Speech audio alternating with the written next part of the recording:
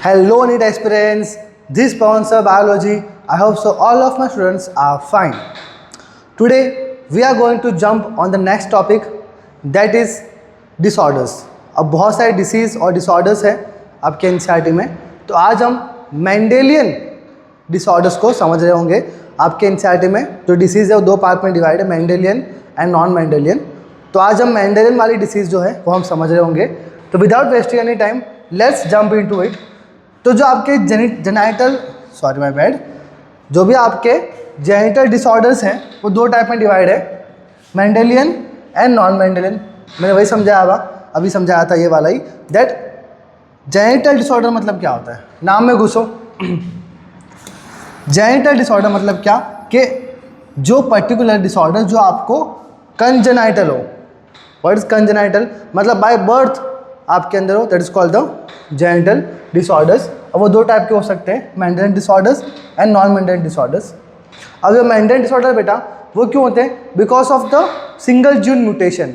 आपकी एनसीईआरटी लिखती है because of the single gene base pair में कोई चेंज आ गया, जीन म्यूटेशन हो गया, तो आप बोलोगे कि क्या हो गया, मेंडेलियन डिसऑर्डर्स हो गए। अब मेंडेलियन डिसऑर्डर दो टाइप के हो सकते हैं, ऑटोसोमल और सेक्स लिंक्ड। अब ऑटोसोमल में दो टाइप के हैं, ऑटोसोमल डोमिनेंट, ऑटोसोमल रेसेसिव। जैसे मैंने आपको पिछली बार क्रॉस करवाया था पेडिग्री पढ़ाने से पहले, सेम वैसा यहाँ पे भी है। और ऑटोसोमल हो सकता है और आपका सेक्स क्रोमोसोमल भी हो सकता है, मतलब सेक्स लिंक्ड भी हो सकता है। इसको सेक्स लिंक्ड भी बोलते हैं, या फिर आप बोलो उसको सेक्स क्रोमोसोमल या फिर एलोसोमल। ये सुन लो, क्योंकि एलोसोम का मतलब ही होता है सेक्स क्रोमोसोम। तो जो आपका मेंडेलियन डिसऑर्डर है वो ऑटोसोम भी हो सकता है और आपका एलोसोम भी हो सकता है। ऑटोसोमल में रेसेसिव डोमिनेंट, वैसे आपके एलोसोम मतलब क्या, सेक्स क्रोमोसोम, उसमें एक्स और वाई आते हैं, तो एक्स लिंक्ड रेसेसिव या और आपका Y linked, simple as that. तो एक्स लिंक्ड रेसेसिव एंड आपके वाई, इजी। अब देखो ध्यान से, आपके जो ऑटोसोमल है उसमें दो टाइप में है, रेसेसिव एंड डोमिनेंट। अब जो रेसेसिव है आपके एनसीईआरटी में सारे के सारे मोस्ट ऑफ जो डिसीज़ है वो आपके ऑटोसोमल रेसेसिव है। बहुत कम है जो आपके एक्स लिंक्ड, सेक्स लिंक्ड वाले रेसेसिव है, बहुत कम है। तीन ही है आपके अराउंड डिसऑर्डर्स जो आपके सेक्स लिंक्ड वाले हैं, है ना। बाकी सारे के सारे क्या हमारे पास ऑटोसोमल रेसेसिव है। ऑटोसोमल डोमिनेंट जो है वो एक ही है, जो आपके एनसीईआरटी में पेडिग्री जब चार्ट बताया था तब उसमें बेटा नीचे लिखा हुआ था ऑटोसोमल डोमिनेंट वाले में, दैट इज मायोटोनिक डिस्ट्रॉफी, तो वो आपका डोमिनेंट वाला है। बाकी सारे रेसेसिव है, मोस्ट ऑफ ऑटोसोमल रेसेसिव और कुछ हमारे सेक्स लिंक्ड रेसेसिव। ओके, उसमें जो आपका एक्स लिंक्ड रेसेसिव है बेटा वो खाली दो ही है, कलर ब्लाइंडनेस एंड हीमोफीलिया। बाकी सारे आपके एनसीईआरटी में ऑटोसोमल रेसेसिव वाले हैं। ओके, तो जंप करते देखो ध्यान से, कौन कौन से पढ़ना हमें आज। हमारा टारगेट क्या है? आज हमें पढ़ना है PKU, फिनाइलकीटोनुरिया, सिकल सेल एनीमिया, मतलब जो भी हमारे ऑटोसोमल रेसेसिव है वो हम पढ़ेंगे अच्छे से।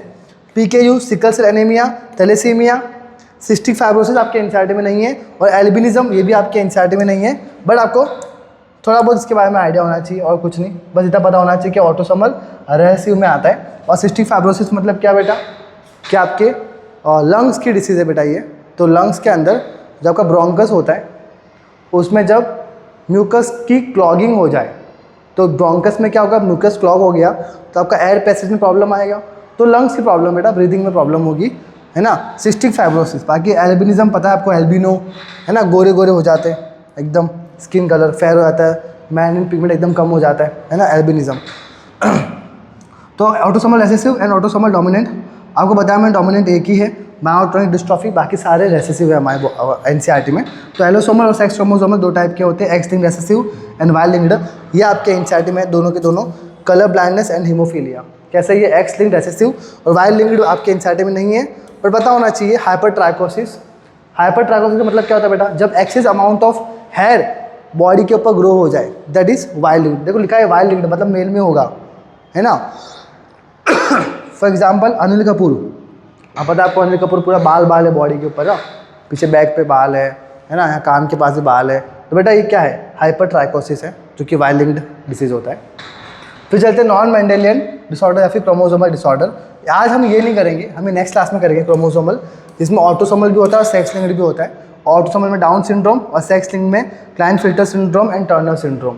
ये आपको मैं नेक्स्ट क्लास में कराऊंगा। आज मैं मोटा मोटा ये करना सबसे इंपॉर्टेंट आपका मेंडेन डिसऑर्डर्स। बेटा गांठ बांध लो, इसमें से 4 मार्क्स का पक्का अपना एक PYQ बन जाएगा, हमेशा बनता है हर साल। और तो समझ आपका जो मेंडेन डिसऑर्डर्स है बेटा, इसमें से हमेशा एक बार तो बनता है ये क्वेश्चन, ठीक है। Let's move with the topic. क्या करने वाले हम आज हम डिटेल में पढ़ेंगे आज ऑटोसोमल रिसेसिव और सेक्स लिंक्ड रिसेसिव। जान दो ऑटोसोमल रिसेसिव फर्स्ट ही आ रहा है बेटा आपका क्या, PKU, that is phenyl ketonuria. Phenyl ketonuria ये मैं आपको ऑलरेडी समझा चुका हूँ। कहाँ पे पता है, जब मैं आपको बेटा समझाया था PKU के बारे में। फिनाइल एलानिन कन्वर्ट होता है बेटा टायरोसिन में, लेकिन वो नहीं हो पाया बिकॉज वो एंजाइम नहीं बन रहा था, है ना। इस सारी चीज़ मैं आपको पहले भी समझा चुका हूँ। दैट एक जीन है रिस्पॉन्सिबल है किसके लिए बेटा, ये आपका फिनाइल एलानिन हाइड्रोक्सिलेज बनाने के लिए रिस्पॉन्सिबल होता है। एक जीन है जो बनाता है फिनाइल एलानिन हाइड्रोक्सिलेज, इसके प्रेजेंस में बेटा फिनाइल एलानिन कन्वर्ट होता है किसमें, टायरोसिन में कन्वर्ट होता है। तो अगर इस जीन में कुछ प्रॉब्लम आ जाए, डिसीज हो गया अगर आपको PKU, तो क्या होगा, ये आपका एंजाइम बनेगा ही नहीं, ये आपका एंजाइम बनेगा ही नहीं।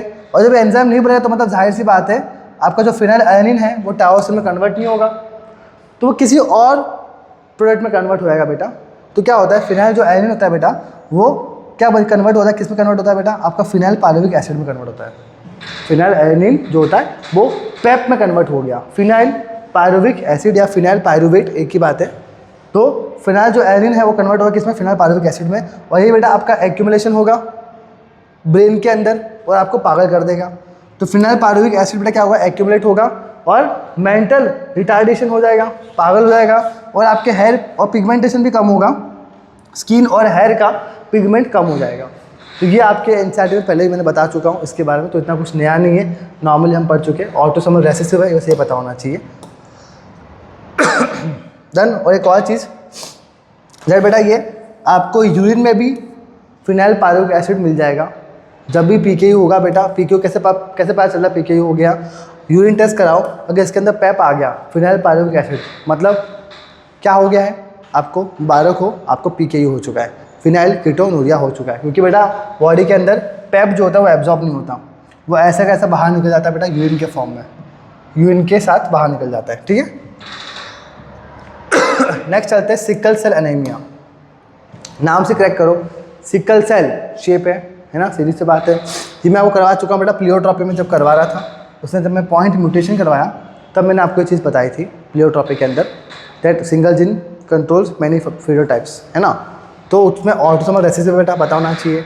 सिकल सेल एनीमिया कब होता है, जब क्रोमोसोम नंबर 11 में कोई गड़बड़ी आ जाए, क्रोमोसोम नंबर 11 में जब कोई डिफेक्ट आ जाए बेटा, तब क्या होता है आपको सिकल सेल एनीमिया। मैं आपको बता चुका हूँ डिटेल में, इसके बारे में भी जब मैंने प्लियोट्रॉपी करवाया था। It's an example of point mutation, जहाँ पे सिंगल पर्टिकुलर बेस पेयर पे आपका चेंज होता है ना। तो यहाँ पे GAG था, यहाँ क्या हो गया GUG हो गया, तो A है it is replaced by U, simple. तो चेन बनेगी हमारे बीटा ग्लोबिन की, उसमें क्या होगा 6 पोजीशन में ग्लूटामिक एसिड आना चाहिए था, लेकिन क्या बन गया वैलिन। तो glutamic acid is replaced by valine, simple as that.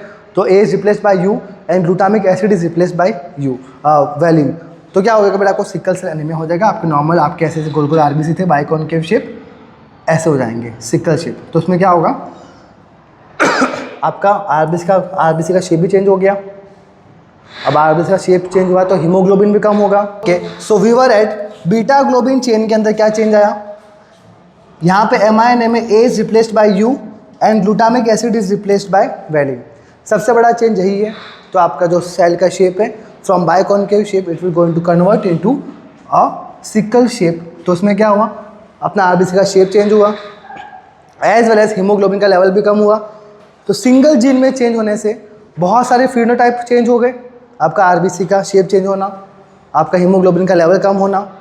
तो ये एग्जाम्पल, क्लासिक एग्जाम्पल है प्लियोट्रॉपी का, and single gene controls many phenotypes. Okay, ये बात इतनी थी हमारी। बाकी और देख लो इसको किस वे में प्रेजेंट करते हैं। इफ अगर मैं लिख दूँ HbA, capital A and HbA, इसका मतलब क्या है कि जो हीमोग्लोबिन है वो नॉर्मल कंडीशन में है। A मतलब क्या, अडल्ट हीमोग्लोबिन। तो HbA मतलब नॉर्मल RBC है। अगर HbA और HbS लिख दूँ S, तो S क्या हो गया, सिकल सेल एनीमिया मतलब।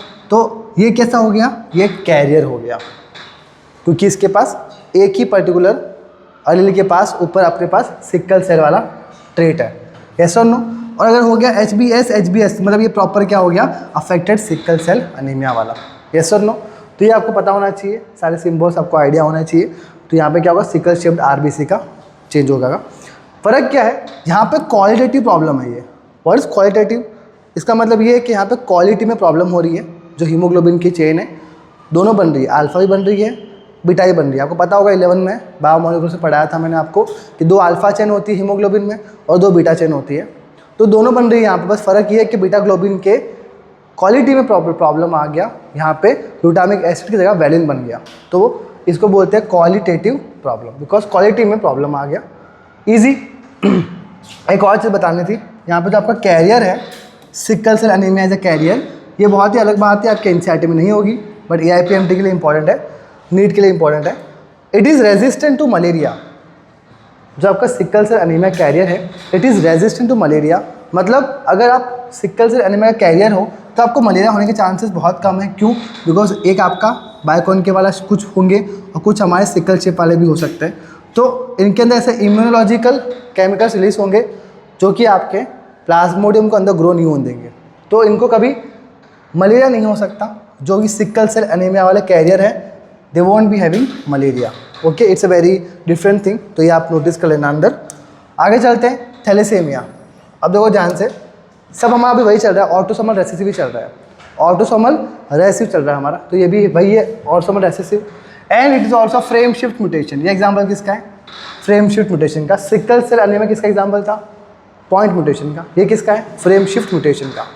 अब थैलेसीमिया जो है आपके एनसीईआरटी में बहुत ही सिंपल फॉर्म में दिया हुआ है, हम थोड़ा सा एडवांस समझते हैं। 2 टाइप की थैलेसीमिया होते हैं, एक होते हैं अल्फा थैलेसीमिया, एक होंगे बीटा थैलेसीमिया। अल्फा थैलेसीमिया नाम से करेक्ट करो, इसका मतलब एब्सेंस और reduce synthesis of alpha chain. आपको बताया अभी मैंने दैट आपकी 2 अल्फा चेन होती है हीमोग्लोबिन में और 2 बीटा होती है। अगर अल्फा नहीं बन रहा तो क्या हो गया, अल्फा थैलेसीमिया। सीधी सी बात है कि बीटा थैलेसीमिया मतलब क्या, जहाँ पे बीटा नहीं बनता होगा। तो अल्फा थैलेसीमिया मतलब जहाँ पे अल्फा चेन नहीं बन रही, और बीटा थैलेसीमिया मतलब जहाँ पे बीटा चेन नहीं बन रही। Simple as that. अब जब अल्फा नहीं बन रही तो क्या बनेगी, वहाँ पे बनेगी बीटा चेन। तो यहाँ क्या बनती है बेटा, बीटा चेन प्रेसिपिटेट। और यहाँ क्या होगी, यहाँ बीटा चेन नहीं बनती तो क्या बनती होगी, अल्फा चेन। तो अल्फा चेन प्रेसिपिटेट, मतलब वाइसा वर्सा, यस और नो। तो ये जो आपका सीन हुआ है अल्फा थैलेसीमिया का, ये क्यों हुआ, बिकॉज क्रोमोसोम नंबर 16 पे आपके पास जीन्स है HbA1 and HbA2। For example chromosome का पैर है, तो फॉर एग्जाम्पल क्रोमोसोम का पैर है, तो यहाँ पे आपके HbA1 था एंड यहाँ पे HB आपका A2 था, यस और नो। तो HbA1 एंड HbA2 ये दोनों के दोनों हमारे पास जीन प्रेजेंट है क्रोमोसोम नंबर 16 के ऊपर, जिसके वजह से अल्फा थैलेसीमिया हुआ। और बीटा क्यों हुआ, बिकॉज ये क्रोमोसोम नंबर 11 पे अपने पास एक जीन था HBB जो पैर के फॉर्म में प्रेजेंट था। वहाँ अगर कुछ प्रॉब्लम आ गया, दिक्कत आ गई, ये कम बनने लगा, तो क्या होगा, आपका बीटा थैलेसीमिया हो जाएगा। तो HBB मतलब हबीबी, HBB वाला अगर आ गया बीटा थैलेसीमिया में तो आपका हो जाएगा बीटा थैलेसीमिया। और HbA1 HbA2 that is alpha thalassaemia. दोनों में क्या होता है, आपकी चेन बनेगी नहीं, तो जाहिर सी बात है RBC रप्चर कर जाएगा और हीमोग्लोबिन कम बनेगा।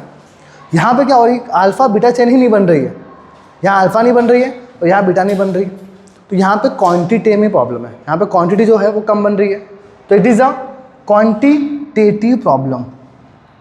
सिकल सेल एनीमिया क्या था बेटा, क्वालिटेटिव, और ये कैसा है, क्वांटिटेटिव। बस यही फ़र्क है, और कुछ ज़्यादा आपका फ़र्क नहीं है। ये आपके एनसीईआरटी में लिख के रखा हुआ है थैलेसीमिया के बारे में। Done, easy. आगे चलते हैं, ये हो गए सारे हमारे ऑटोसोमल रेसेसिव। अब आ रहे हैं हमारे कौन से, जो हमारे सेक्स लिंक्ड डिसीज वाले हैं वो आ रहे हैं। उसमें हम करने वाले हैं एक्स लिंक्ड रेसेसिव वाले।